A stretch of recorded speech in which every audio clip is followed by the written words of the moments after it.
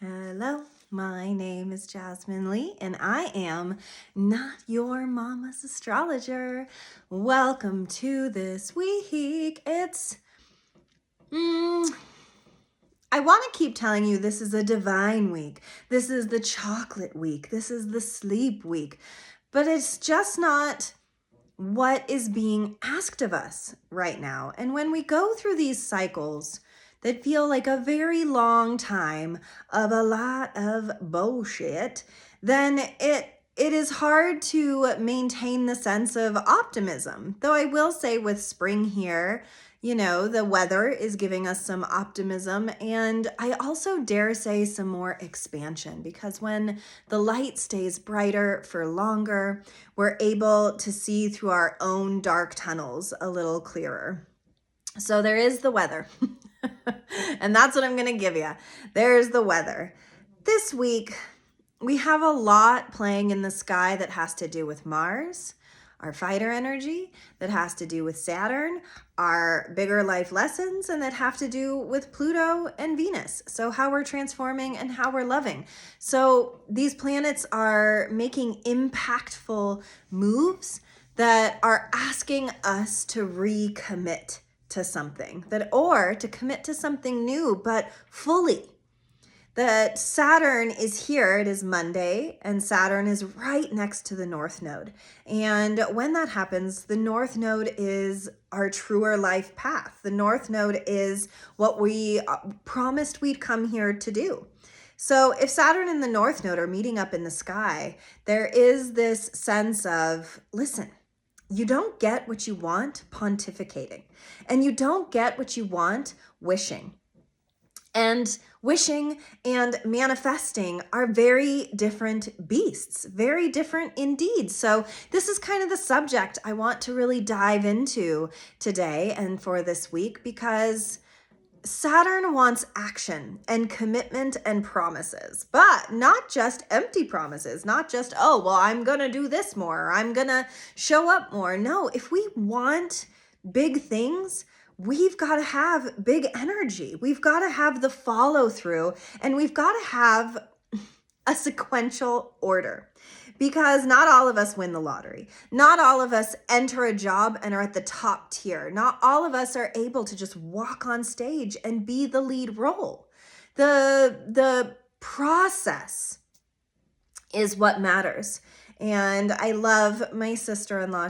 I am her assistant, and she always says, a job well started is a job half done. I think it's something like that. Christy, I'm sorry if I butchered it. But it's so true, because if you're starting well, if you are preparing, if we have our water and our snacks for a journey, then when we have our blood sugar crash, we're covered. So being aware of where we're holding ourselves up is number one. And so your homework is very tiered this week, because what I really want you to do today, Monday, is where are you holding yourself up? Take some accountability. Don't shit on yourself. I'm not saying don't go into a pity party, victimhood, oh my God, blah, blah, blah. Get out of the story of whatever is feeling like failure to you right now, because failure really is just a story that we tell ourselves, because we are in process all the time. We're human beings. Whatever we perceive as failure is really just information. And what if you took that word failure and transferred it into the word transformation? Failure, transformation. Whenever we do something wrong, if we can take accountability for it, if we can be curious about it, if we can want to shift it and move it, then it's really not a problem. Failure is really not the problem. It's where we get stuck. That's what failure is. It is that point where something hurts, something blasts our ego, something hurts us, something embarrasses us, something makes us feel blah. And then it's how we overcome that makes all the difference. So if you are feeling stuck or held up right now, which methinks a lot of us are, it's time to take the accountability part of it. Take the victimhood out of it. Take the disappointment out of it. Take the ego out of it and ask yourself, where am I stuck? And how did I get here? How did you get to this place of feeling very stuck? I have so many examples of this in my life. But what I will absolutely say to you is, I think I mentioned a couple weeks ago that I started grief counseling. And cool. Yeah, that's part of the journey of being like, I'm kind of failing at my own mental health. And so I reached out to get that. And yet I have this opinion about talk therapy that I am a talker. I don't know if you've noticed. But for me, talk therapy can be challenging because I don't need to talk about it. I don't need to talk about my story necessarily. I need an action, or I need an awareness around something that I can't see.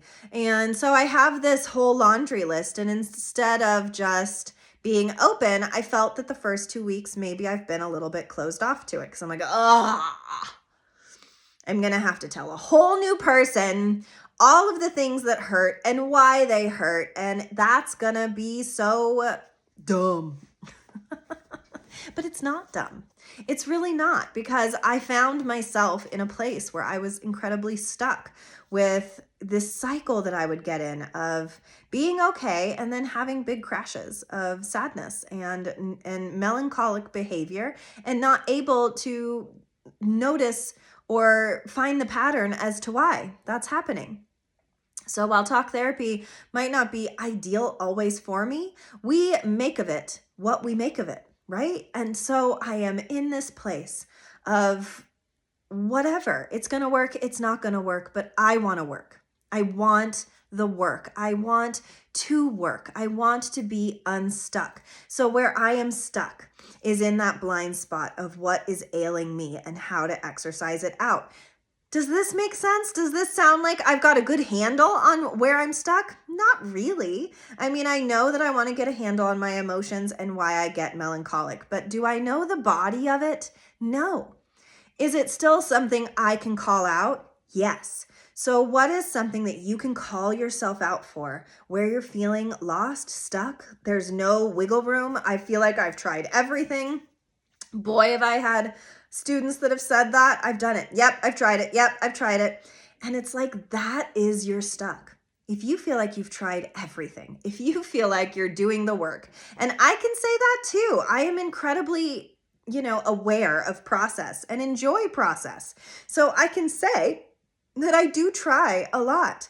Does that mean I'm just going to shoot up to success? Absolutely not. There comes a time and points in our life when we're ready for breakthroughs and when we're ready for movement, and times when we are not. And when we start getting the wiggles, when we start getting the frustrations, when we start meeting our brick walls inside of ourselves, whatever they are for you, because they'll be different for you than they are for me, that is when you are on the verge of something great. Now, do we always take the great mountain road? Fuck no. We do not, good sirs and ladies. We absolutely don't, because sometimes we're not ready. Sometimes it hurts too much. Sometimes we just can't do it. And then it creates this cycle, this pattern of abuse of ourselves, of then every day is a day we didn't do that thing. Take relationships, take sex lives. Ooh, let's dig in an uncomfortable little place in our worlds. When sex stops in a relationship, what starts to happen? Well, it starts to become a pressure that every day is a day you didn't have sex. And then it creates a stigma, and then it creates a problem, and then it creates a psychosis around the not. And that can break down intimacy. It can break down the love you had for someone. If you can't or won't or aren't ready to jump over that hurdle, then the information lies in, why can't you? Why can't you just? Where's the hurt? Where's the resistance? Where's the chi that is required to have a healthy sex life? Where's the intimacy that is required to trust your partner enough to want to have sex? Where is the body health that allows your body to want the sex? It's a very sassy topic, but And it's something that I think all of us who have ever had a sex life struggles with at one point or another in our lives. There are times when we feel that and times when we don't. And figuring out the why, the holdup, is where the medicine is. And most times, big shock, it's not really about the other person. A lot of times, it's a lot of things that are going on inside of ourselves and stories we start telling that then manifests a reality that takes something away from us. Because when it's time to change, it has to reach a crescendo. Movies and music and books and art thrives around the decisive moment. Thrives around that moment of there's no going backwards, only forwards. And that proverbial push that moves us is the chi, is the moment, is the time of recognition, of courage, of stepping into self. And that is why we like stories and theater and movies, is because we always, in our viscera, long for those moments, because they are the moments that move us, even if they're hard, even if they break our hearts, even if it means we need to break up with that partner, even if it means we need to look at ourselves, even if it means there is a change on the horizon that feels so uncomfortable you couldn't even fathom doing it. Do it, do it, do it, my friends, because there is no progress without that fear-based thinking. Because when we go to such great heights, when we imagine new realities, it's not just going to be given to us. We're not kids anymore. We're not listening for that ice cream truck sound the same way we used to. It's still there, but it's just not so obvious, because in our younger selves, manifestation comes and came so easily because we didn't want that much. I mean, maybe these new generations is different, but 80s kid over here, okay? Like, my generation's desires were not complex. It was the ice cream man. It was something as simple as that, and waiting for that. It was when you ordered something, you had to wait 4 to 8 weeks to get that thing. So there were moments of envisioning, moments of excitement, moments of patience, moments of having to understand that there is a process, that the ice cream man isn't just there. He comes at a certain time. Do we know that time all the time? No, we don't. I didn't know the ice cream man's schedule. I was just present. I waited. I wanted, and I was specific. See, I broke it down in a very, very simple way, and you can apply that to the situation we were just talking about, to your sex life. Do you want sex?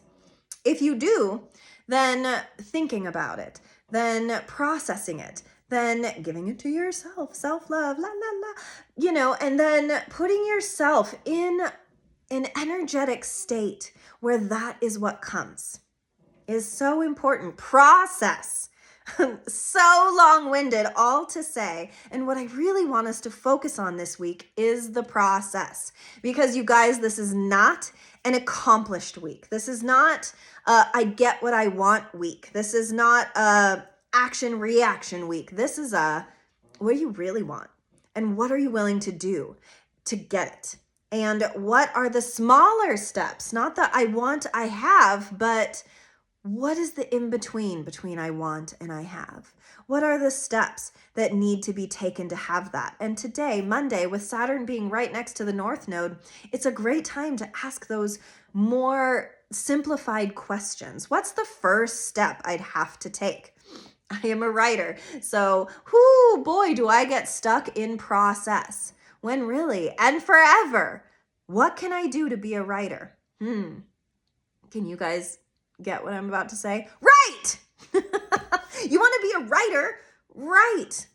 Is it that simple? Absolutely, positively, no, it's not. Because inspiration, because maybe I'm a little tired. I want my snacks first. I have to work first, and then I get home and I'm tired, and so I don't. These are all excuses and reasons, and may be perfectly valid, but the truth is, if I want to be a writer, I have to write. And the process of writing isn't always easy. It isn't always fun. It's not rewarding, but it is the process that I need to adhere to to get the cookie, you guys. The cookie that I always talk about. Our cookies look different. They feel different. They chew different. Some of us love oatmeal raisin and some of us like chocolate chip. I hate chocolate chip. I'll eat it because cookies. But I'm an oatmeal raisin girl. Weird. I know. God, that sounds like such a hippie thing to say, but I do. I really like oatmeal raisin. Doesn't matter. The point is we all have different desires, different cookies that we're reaching for. And so we have to go about it different. The sounds that we hear in our minds that are our proverbial ice cream trucks are dimmed because there's so much overstimulation and overdoing and overprocessing, and we're all tired.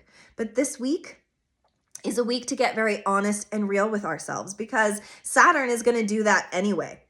So this is like, you can either cry about it or you can like put your head down and process it properly. And that's what we start with here on Monday. It's commitment. It's what has a spine inside of you. Where's the backbone? What is the chi that needs to get reignited to start riding the wave of these lessons? You'll notice if you have kids, probably some teeth are going to pop out this week. Whenever Saturn's making a big play, kids are developing. Kids are going through growth spurts. Kids are losing their teeth. Kids are, standing up straighter inside of themselves. So watch for your little companions if you have kids, because they really are the gateway to Saturnian energy, because they take their lessons different than we do, because they must be in process because they are in school. And school is all about process, no matter what school you go to. So then Wednesday, the sun is going to square Pluto, and then Venus is going to be next to the North Node. So we've had Saturn next to the North Node, and now our sense of beauty and how we structure our lives in a beautiful way, in a loving way, comes into play here with the North Node. So what makes your world beautiful? And we're all here to embrace beauty, no matter how hard it is. Some of the most beautiful art and poetry and stories have come from the hardest of our times. I dare say only from hard times. It's not like we're all, there is Willy Wonka and the Chocolate Factory. There is those stories that are just happy and good for good's sake. But most of the joy that we reap and sow comes from the pain and tumult of our ancestors and us inside of ourselves. So the sun squaring Pluto is like this big spotlight, because now we're in Taurus season, and Taurus is all about foundations, security, finances, food, health and wellness in that way, how we are secure in our world. When it's squaring Pluto, well, guess what?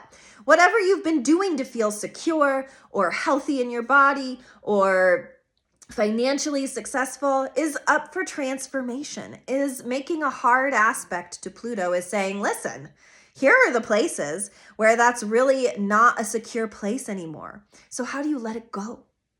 So much of life is about letting go. And if we're not willing to, if we just grip tighter, well, we get pulled along. And if you're fine being pulled along, some of us are, you will indeed get pulled along the road. But I am someone who would rather stand up straight with that spine that Saturn's giving us this week and take some accountability for how I have been afraid to transform because of past relationships to security and financial freedom and food issues and all of that. So if you are someone who has food issues, I always have my whole life, they might be really sensitive this week, really in need of care. In general, we're in need of care in a more transformative way this week. Thursday, then Venus is right next to Saturn. So first right next to the North Node and then next to Saturn. There is a trend here. Are you guys noticing that these planets are like following each other and kissing each other and moving on and coming close and going backwards? It's been a real theme in the astrological weather. And it's all coming up and being close to one another so that we can see it clearer, so that we can shake hands with the things that are holding us back. And then the really hard part is that Saturday, Mars is going to oppose Pluto. So our warrior, who's been frustrated in Cancer for so long, is now in Leo. So big dick energy walking into the room, Conor McGregor style. And it's going to be opposing Pluto, our planet that asks us to transform and move and shapeshift. So globally, shit show. Interpersonally, maybe a shit show. You know, there's a lot of stubbornness versus transformation that can happen when we stop being so stubborn, when we fight in a different way, when we choose to not let our ego, because sometimes Mars, especially in Leo, can lead with the ego. So when that can be put aside for the sake of transforming, for the sake of the group, for the sake of something more profound, I kind of love that, to be of service, to find a way where we can be the change we wish to see in the world. And then we end the week with a new moon in Taurus. So, refoundations, restructuring, eating better, sleeping more, finding ways that our mental health can be secure. I know that for me, I decided my phone cannot be in my room anymore. And it cannot be the first thing that I look at in the morning anymore. And I had all these excuses, like it has my alarm. How will I know what time it is? And then I'm saying all of this, and Declan, my 11-year-old son, comes up to me and gives me his little clock. And he's like, there, Mom, now you can always know what time it is in your room. And it was as simple as that. As simple as my little 11-year-old strolling on in and handing that to me. And so now that is my new nightly and morning practice, is no phones in the room. And we don't start the morning with phones. I don't start the morning with phones. And every day to try to be a little more mindful, because it is a time where if we are not taking accountability, we will get victimized. If we are not being conscious of what we are doing, of what we are saying, of why we are doing what we are doing, then we are going to be fodder for the fire. We are going to get dragged along. And I don't want to be dragged anymore, because also this dynamic that's been going on since last week too is the sun is squaring Mars and Pluto. So the sun, we're elbows deep in all of this warrior / transformation energy. And if it's creating stuck, if it's creating frustration, if it's creating fights, if it's creating tensions, we'll let them all in. Let the good times roll. I mean, not good times, but like hard times. Let it all affect you in a way that changes you, that moves you, that resets the boundary, the standard, and the scale. That's what I want for myself. I hope that's what you want too. And the card I pulled, chop wood. My gosh, you just can't make it up. My goodness. Oh, and the card on the bottom, which I love, I'll show you, is the Fates. The Fates and chop wood, because I'm sorry, but we don't become accomplished people if we don't accomplish. And it is the process. It is the doing. It is the acknowledgement of the mission that is the start, and then the follow through that leads us to the cookie. You don't just get the cookie. I'm sorry to say it. I wish that we did. I've been plucking away at this astrology for a long time. And sometimes it feels like I've made no progress. And other times it feels like I'm right where I need to be. But I need to keep doing it. I need to keep pushing. I need to keep learning, setting myself up for success, writing, and being present for where that accomplishment mark is. Because if I just expect it to happen, well, I'm going to be real disappointed. And taking accountability for why it hasn't happened, that's on me. It's on you. It's on us. So good luck, righteous accountability this week, pointing out where you're stuck and where your part of that is going to be so key. Because honestly, when the shit starts hitting the fan towards the end of the week, you better know yourself. You'd better know your deficits. You'd better know your triggers. And you'd better know where you're stuck and why, or the universe will show you. So good luck to you. Good luck to me. Please like, subscribe, share me, find me, message me, tell me how everything is going. And I so appreciate you being in righteous space with me. Thank you. And I'll see you next week.